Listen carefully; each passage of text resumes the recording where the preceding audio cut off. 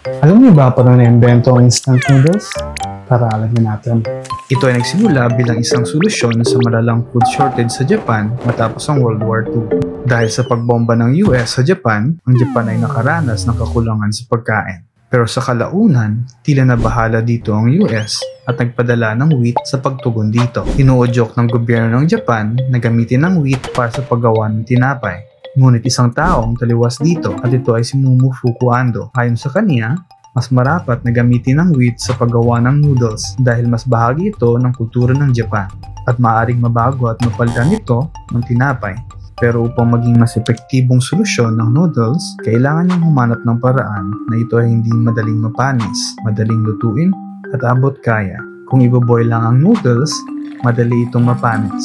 Kung papatuyo naman, nawawala ang texture nito at hindi masarap. Ang breakthrough ay nangyari ng isang araw habang nagluluto ng tempura ang kanyang asawa. Napaisip si Momofuku na, paano kaya kung i-fry natin ang noodles? Nang i-fry nito ang noodles, nawala ang moisture nito at natuyo. Isang mabisang paraan upang hindi ito madaling mapanis.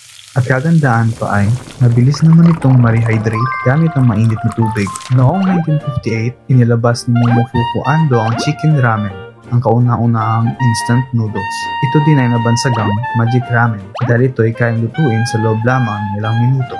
At ito ay naging patok na patok. Ang chicken ramen ay naibenta ng higit kumulang 13 million na pakete sa unang taon pa lang nito sa Japan. Sa kalaunan, ito ay naging mas popular at nagawang i-mass produce at naging mas mura at abot kaya sa masa.